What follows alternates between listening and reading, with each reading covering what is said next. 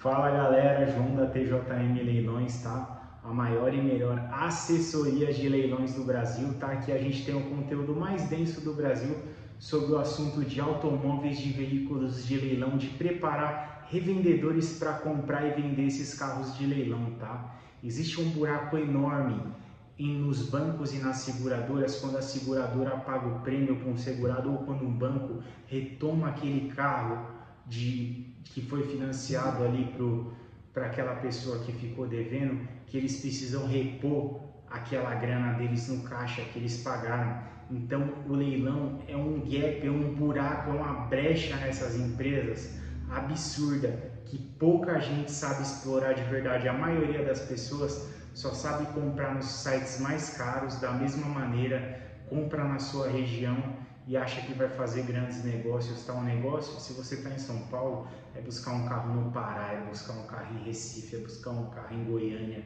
buscar um carro em Santa Catarina, tá? Então, esse é um dos segredos do leilão, é trazer o carro de uma outra região para você efetuar o lucro na sua região. Mas vamos lá, vamos para o assunto da mentoria.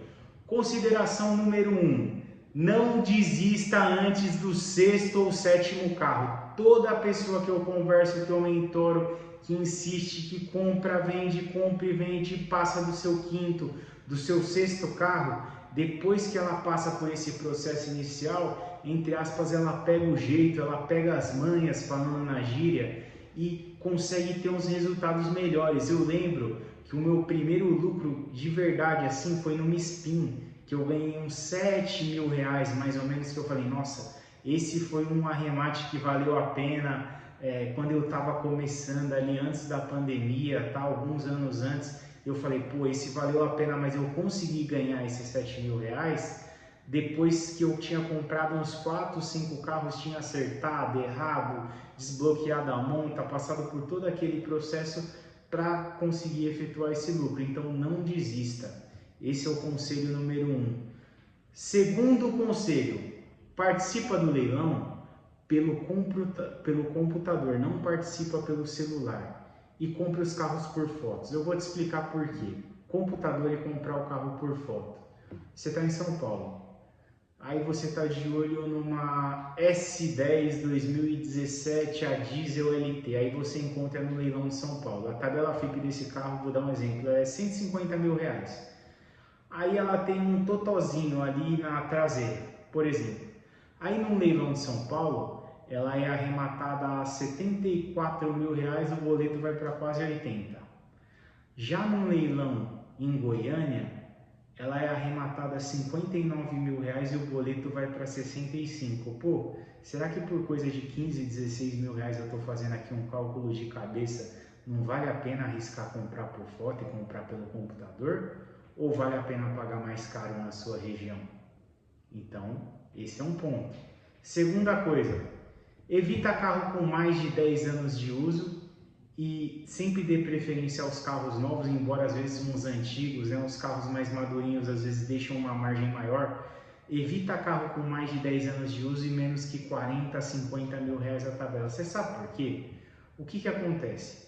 Para você transportar de Goiânia para São Paulo um SUV de 50 mil reais e um de 200 mil reais é o mesmo preço.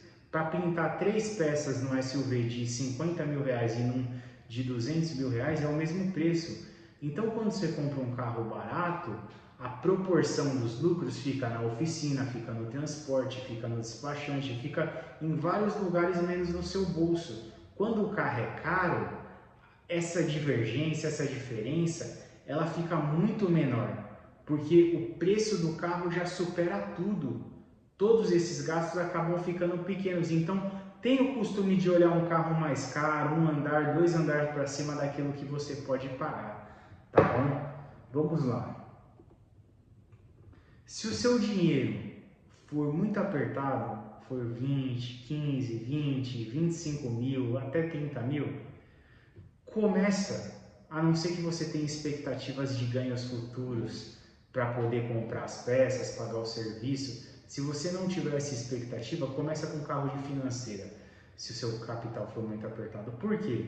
O carro de financeira, embora as margens sejam menores, é mais fácil de trabalhar, as contas são mais fáceis de bater. Você vai olhar visualmente, tem alguma coisa de mecânica, tem uma tapeçaria, tem uma funilaria, então o fechamento é mais fácil desse carro.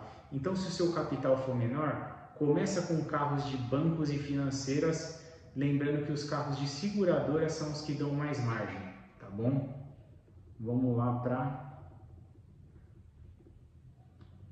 quinta consideração. Quais são os carros mais fáceis de vender? Aquilo que a gente vê na rua. Vamos supor o exemplo da Fiat. Fastback, Argo, Pulse, como que é o outro? Cronos.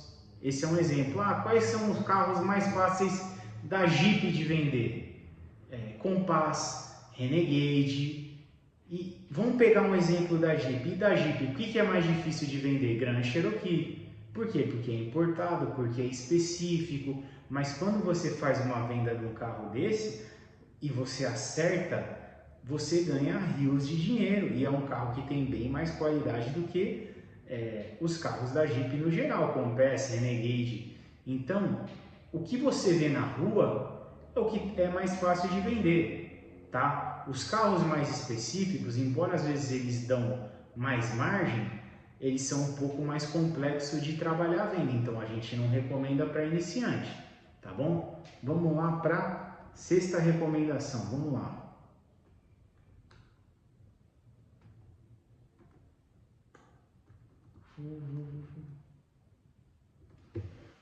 Um nicho que eu gosto muito de trabalhar. Quais que são os carros que, na minha opinião, na minha experiência, dão mais lucro, a venda é mais certeira, você não vai ficar com eles enroscados no estoque? Caminhonetes, a diesel ou flex e SUVs ou crossovers, carros com porte maior. Por quê?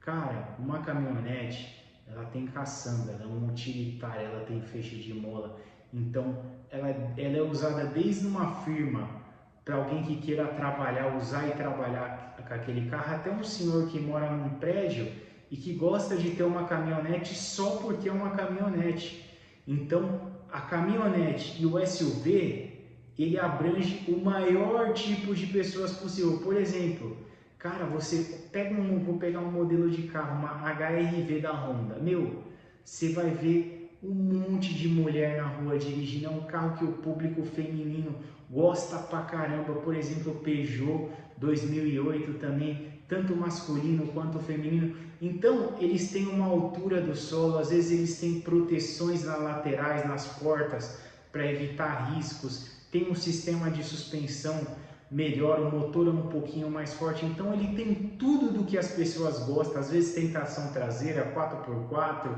teto solar, banco de couro. Então esses carros, mesmo que às vezes eu prefiro trabalhar com SUV, com a caminhonete 16, 15, 17, do que um popular ou um carro muito de mercado 2022, 2023, hoje a gente está gravando em 2024. Então caminhonetes e SUV é um grande nicho, tá? Para se olhar e ficar sempre atento, tá? Vamos lá.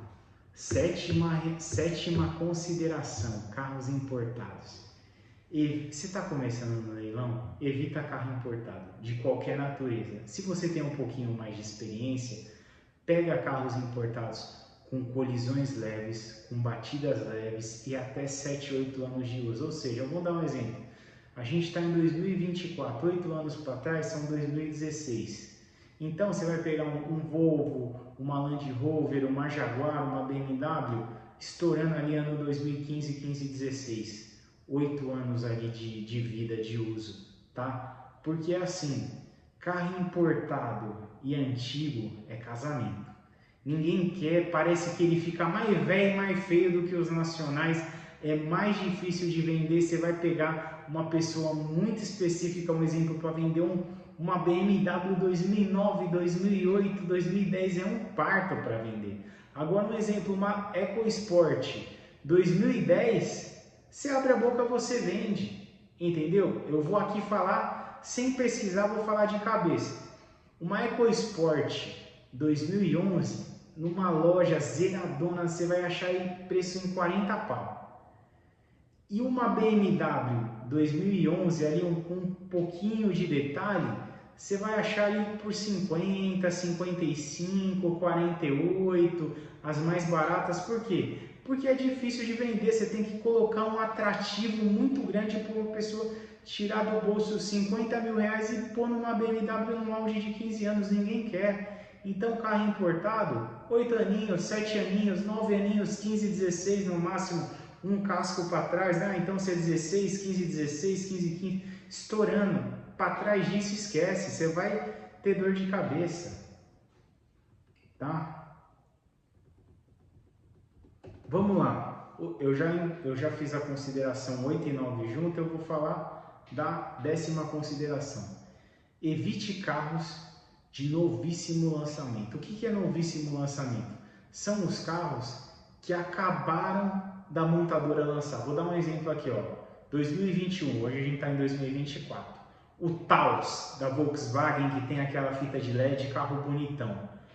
Um mentorado nosso comprou ele com uma batida de frente um pouquinho mais forte, bem 2021, ali uns 3 meses depois do lançamento.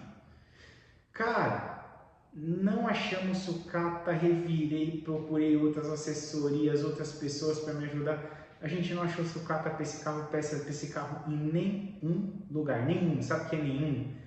O que a gente teve que fazer? Eu tive que entrar em contato com uma pessoa que compra sucatas no desmanche, fazer ali uma ponte, um meio de campo para ele. A gente comprou uma sucata batida de traseiro, o dele era batida de frente, pagou ali uns 30 mil reais e ele passou as peças de um para o outro e depois deu um jeito lá, vendeu do jeito que estava, ou foi vendendo as peças. Eu nem sei como terminou essa história, mas ele montou o carro. Mas um baita transtorno, porque o carro era lançamento novíssimo, novíssimo. Então o que acontece?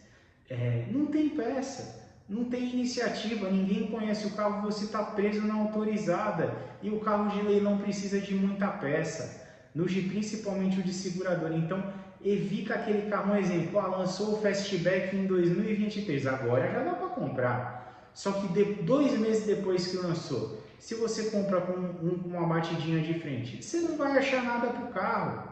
Então essa é a lógica. Lançou a T-Cross em 2019. Se você comprasse 2, 3 meses depois do lançamento, você também não ia achar nada para o carro, era tudo novidade, estava começando, você ia ver poucas na rua, enfim. Então é isso, evita aquele carro que acabou de lançar para comprar no leilão, porque senão você vai ficar preso na concessionária. Vamos lá, outra consideração, carros de enchente. Cara, evita esse tipo de arremate. Porque é o seguinte, o que acontece? Todo carro ali depois de 2012, 2013, você tira o carpete do carro, tem um emaranhado de fios por baixo que liga para a lanterna, liga módulo, seu carro automático, módulo de câmbio, módulo de carroceria. Então, o que acontece? É a mesma coisa que você pegar um equipamento eletrônico, submergir ali, um exemplo, numa água, deixar um celular aberto no vaso sanitário, tirar depois de 20, 30 segundos e tentar ligar. É um negócio que é complexo, você tem que trocar módulo, trocar chave, troca kit code, módulo de ignição, módulo de carroceria, quando for o caso, fazer testes com aquela fiação, um autoelétrico bom, aí testa daqui, aqui tem sinal, aqui não tem, você vai ter que refazer isso num caso mais complexo, a fiação do carro, os módulos do carro. Então é assim, até para quem já tem experiência, eu já trabalhei com 4, 5 carros de enchente na minha vida inteira, fala, cara, eu evito, por quê? Porque você acaba depois do arremate e fica na dependência de terceiro, de arrumar peça de um autoelétrico bom. Então você fica na dependência de um autoelétrico bom que faça toda a fiação, faça tudo aquilo por você. Então sai fora de carro de enchente. Carro de enchente é só para quem tem experiência. Qual que é a regra para comprar carro de enchente? Carro de enchente você compra sujo. Você viu que a marca d'água foi até o câmbio, que está sujo ali, as borrachas, o carpete, até o câmbio você compra. Passou disso. Ou então o leilão higienizou o carro, que eles limpam tudo para parecer que não aconteceu nada, sai fora. Carro de enchente higienizado, o leilão está sendo enganoso com vocês. Não comprem esses carros. Comprem sujo até o nível do câmbio. Ah, eu tô em dúvida. Não compra. Não compra. Por via a gente está de olho ali no carro de enchente, surgiu uma dúvida, vai, não vai? Não vai. Então, essa é a recomendação que eu passo para os meus mentorados. Vamos lá, próxima recomendação. Carros V6 e V8 de 6 e 8 cilindros. Até você ter uma determinada experiência, evita esses carros, tá? O maior lucro do mercado está em cima desses carros. Por quê? Porque é um cara que tem um pouco mais de potencial aquisitivo, que quer um carro diferente, um carro mais potente. Só que tem pontos ruins em que envolvem esse carro. Por exemplo, um V6 ou um V8 a gasolina, consumo de combustível. Vamos falar de um V8, por exemplo, um Camaro V8, é um negócio super desejado, todo mundo quer, é bonito, o carro tem 10, 12 anos de vida, envelheceu, a gente fala envelheceu bem, não tem cara de um carro antigo, pô, quem não quer um Camaro? Ah, mesmo que ele seja beberrão para passear, agora uma X5 V8, meu, ninguém quer, até nova, se tiver V8, os caras não querem, compra um rico lá, para andar um pouquinho, depois vende, ninguém quer mais, passa 5, 6 anos o V8, então ninguém quer mais. Então, um exemplo, uma Amarok V6, meu, é um puta carro, é uma puta máquina, só que assim, ela tem os seus problemas de bico, de bomba de alta, menos que a 2.0, mas ainda tem. Então é um carro que tem que saber trabalhar, tem que saber escolher, não é tão fácil de comprar no escuro. Uma Land Rover V6, as gasolinas são melhor do que o diesel. Ah, mas o diesel é mais top, é econômico e tal, mas o motor, a flex ou a gasolina é mais fácil, é mais barato de mexer do que um motor a diesel. Então o carro V6 e o V8, ele tem certas nuances, se você for iniciante, evita de comprar esses carros, tá? Porque você pode estourar, pode fazer um puta lucro, como pode tirar um problema do leilão e colocar na sua garagem. Então evita esses carros se você não tem a experiência devida para trabalhar com esse tipo de veículo. Vamos lá para a próxima consideração.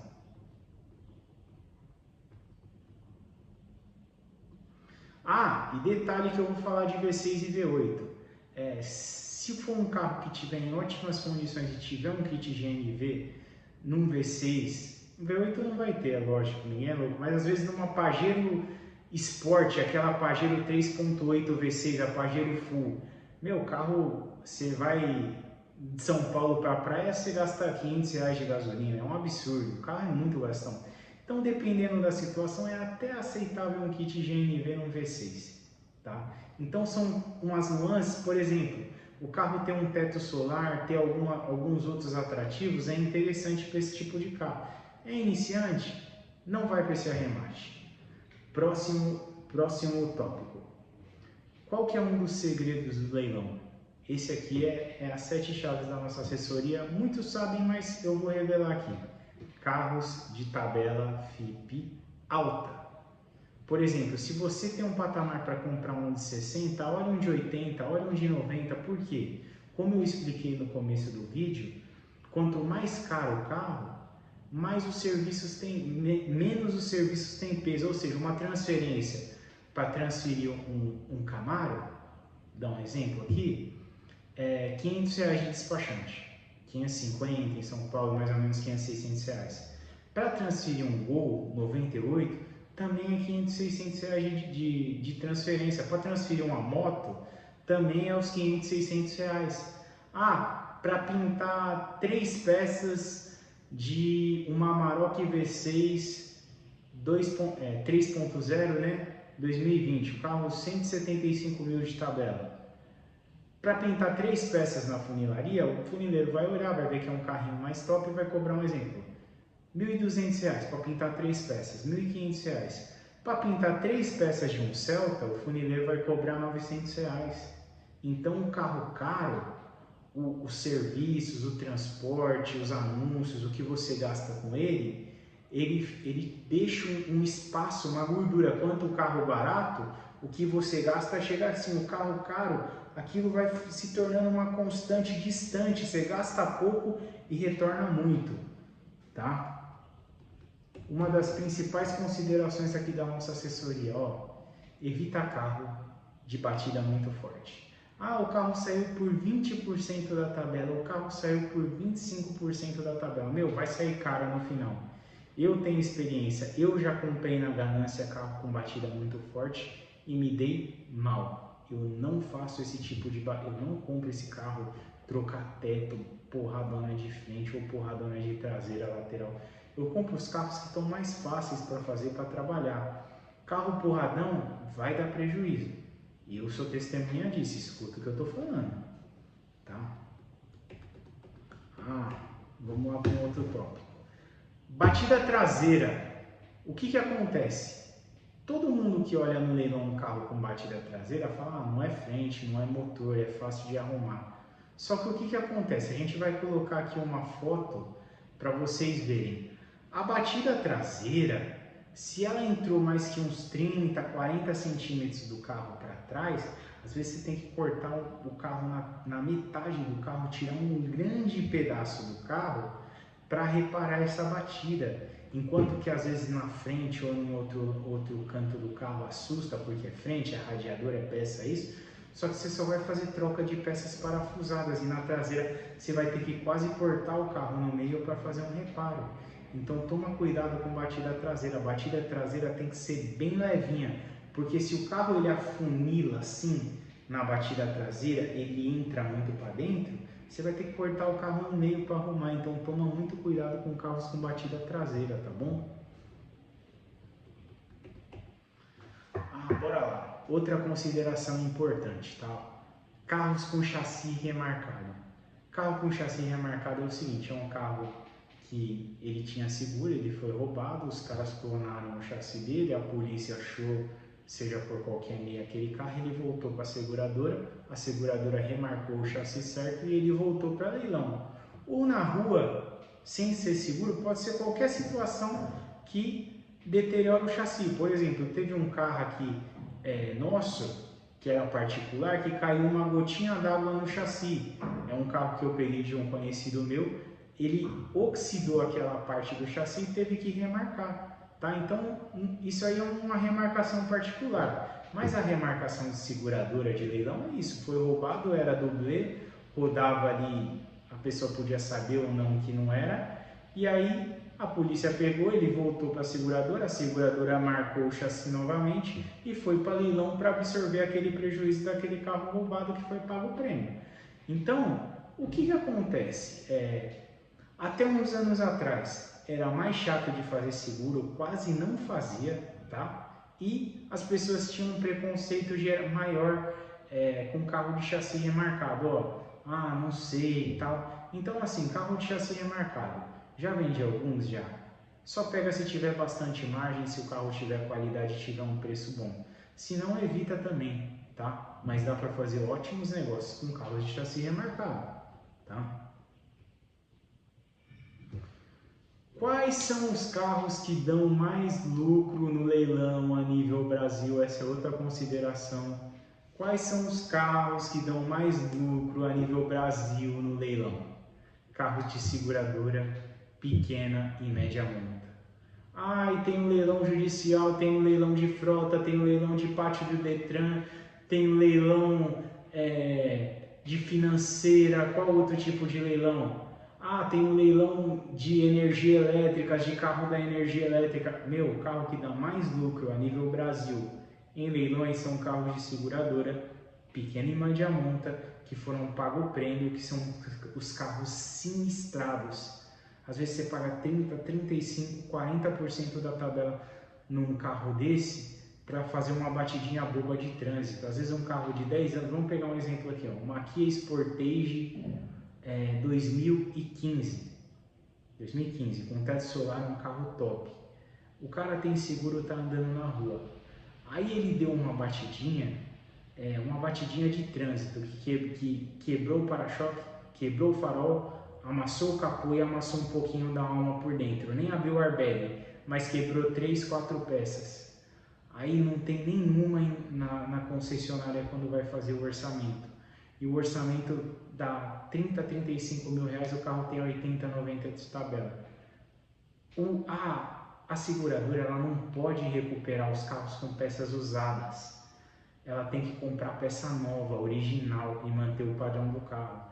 E é nessa que a gente ganha dinheiro. Então um carro que tem um orçamento de 6, 7 mil reais para você fazer tudo com peças usadas, tudo que eu falo, tudo mesmo, higienização, revisão, substituir aquelas peças, dá 30 para a seguradora, é aí que a gente ganha dinheiro. Carros pequena e média monta de seguradora e com avarias leves, tá? Essa aqui é uma outra consideração que eu só passo para os mentorados, mas vou mandar aqui para vocês no vídeo, tá? Carros média monta do estado do Paraná, se for um carro com menos de 100 pau de tabela, sai fora. Por quê? Porque o processo de desbloqueio de sinistro do Paraná, ele é muito complexo. Ele faz delegacia, polícia civil, DEIC, polícia federal, tem um monte de coisas que envolvem aquele processo. Muitas vezes tem um monte de esquema para desbloquear o carro lá. É assim, eu já fiz alguns, não é fácil. Eu já até tenho a manha hoje, mas para quem está começando é chato, é difícil. Então evite carros bloqueados média monta no estado do Paraná, desbloqueie em Curitiba. Quando você vê isso num carro de seguradora, documento em Curitiba, desbloqueie em Curitiba, saiba que você vai ter trabalho com esse carro. Então evita esse lote, tá? Vamos lá, a penúltima consideração, evite carros com GNV. O que é o GNV? O gás natural veicular. Eu já comprei, aí na minha caminhada, uns 10 ou 12, dos 250 mais ou menos arremates que eu fiz, uns 10 ou 12 carros com GNV. Todos os carros que eu comprei com GNV, aí com exceção de 2, 3, o kit estava com problema, o motor estava ruim, o carro estava judiado, estava cansado, o carro deu pouco dinheiro, o carro empatou, o carro perdeu um pouquinho. Então, todos os carros que eu comprei com GNV, a experiência não foi legal. Não foi legal. Então, assim, salvo se for que nem eu falei anteriormente, por exemplo, um carro V6, em ótimo estado de conservação, V6 a gasolina, que gasta pra caramba e também tem um motorzão forte, você põe um GNV, é aceitável. Não é legal, mas é aceitável. Agora, viu o kitzinho GNV no carro, ainda que não esteja documento, você pode ter certeza que é um carro cansado, que é um carro que tem muita coisa para fazer. Então, não compre carros com GNV, evite o máximo possível. Tem um monte de carro no leilão todo dia a nível Brasil. Então, para que comprar carro com GNV? Me diz, não tem sentido. Então, compre carro sem GNV. E agora vamos para a última consideração, tá?